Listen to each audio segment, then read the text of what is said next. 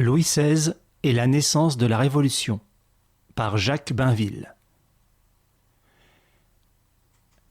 Au moment où Louis XVI, à 20 ans, devient roi, il ne faut pas seulement regarder l'état de la France. Il faut regarder l'état de l'Europe. Cette Europe est sinistre. C'est un âge de grands carnassiers. Frédéric de Prusse et Catherine de Russie, une Allemande, ont commencé le partage de la Pologne, auquel ils ont associé l'Autriche. L'Angleterre, digérant ses conquêtes, ne pense qu'aux intérêts de son commerce et à garantir contre les concurrences sa suprématie maritime. Tel était le monde lorsque la plus grande partie des Français rêvait d'une rénovation de l'humanité et d'un âge d'or. Les différences des doctrines et des écoles n'empêchaient pas qu'il y eût en France un fond commun d'aspiration et d'illusion. Il en est ainsi à toutes les époques, et le jeune roi n'eût pas été de la sienne s'il n'en avait, dans une certaine mesure, partagé les idées.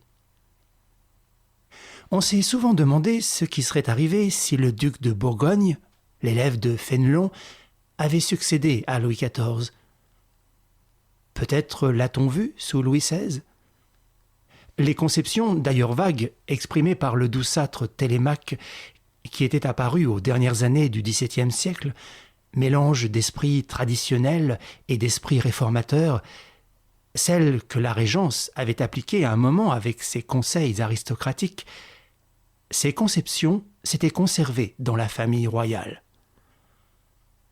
Le vertueux dauphin, fils de Louis XV, y était attaché, et Louis XVI avait été élevé dans ce souvenir. Qu'ont donc fait les grands, les États de province, les parlements pour mériter leur déchéance, écrivait-il de sa main peu après son avènement, condamnant ainsi l'évolution poursuivie depuis 1660. Les mesures les moins intelligibles de son règne, comme quand le ministre de la guerre Ségur voudra que les officiers soient nobles, partent de là. Le bien public, par le moyen de la monarchie agissant comme une autorité paternelle et respectant les vieux droits, les libertés, franchises et garanties, les trois ordres et les grands corps, le retour à l'ancienne constitution de la monarchie telle qu'on l'imaginait, c'était moins des principes qu'une tendance qui paraissait se confondre sur certains points, sauf la question religieuse, avec celle des philosophes, mais qui en était l'opposé.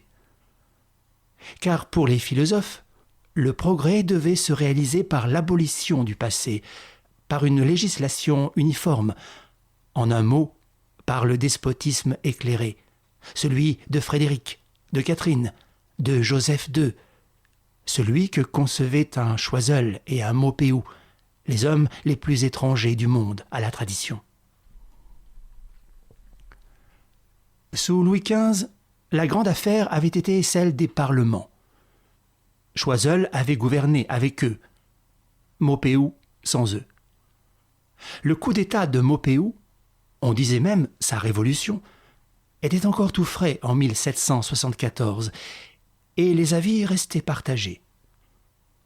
Mais la suppression des parlements avait été un acte autoritaire, et Louis XVI, comme le montre toute la suite de son règne, n'avait ni le sens ni le goût de l'autorité. Le nouveau roi donna tort à son grand-père. Il trouva, dit Michelet, que le Parlement avait des titres, après tout, aussi bien que la royauté, que Louis XV, en y touchant, avait fait une chose dangereuse, révolutionnaire. Le rétablir, c'était réparer une brèche que le roi même avait faite dans l'édifice monarchique. Turgot, en vain, lutta et réclama. En novembre 1774, le Parlement rentra hautain, tel qu'il était parti, hargneux, et résistant aux réformes les plus utiles. Ainsi, pour l'école de la tradition, la suppression des parlements avait été une altération de la monarchie, l'indépendance de la magistrature étant une des lois fondamentales du royaume. Mais le recours aux États généraux en était une aussi. Il y avait plus d'un siècle et demi que la monarchie avait cessé de convoquer les États généraux, parce qu'ils avaient presque toujours été une occasion de désordre. L'indépendance des parlements avait été supprimée à son tour, parce que l'opposition des parlementaires redevenait aussi dangereuse qu'au temps de la Fronde et paralysait le gouvernement. Le conflit qui n'allait pas tarder à renaître entre la couronne et le Parlement rendrait inévitable le recours aux États généraux. Bien qu'on ne l'ait pas vu sur le moment, il est donc clair que le retour à la tradition, qui était au fond de la pensée de Louis XVI et qui s'unissait dans son esprit à un programme de réforme, sans moyen de les réaliser, ramenait la monarchie aux difficultés dont elle avait voulu sortir sous Louis XIV et sous Louis XV. Ces difficultés politiques décupleraient les difficultés financières nées des 2 guerres de 7 ans, qui ne pouvaient être résolues que si la méthode de Maupeou était continuée, et qui serait accrue par les tâches que la France allait rencontrer à l'extérieur où grandissaient des forces hostiles. Qu'on y joigne l'état de l'esprit public, nourri d'utopie par la littérature, et d'une société qui, du haut jusqu'en bas, désirait changer les choses, ou aspirait vaguement à changer quelque chose, qu'on y joigne encore jusque sur le trône l'affaiblissement de l'idée d'autorité, et l'on aura les éléments de la révolution qui approchait.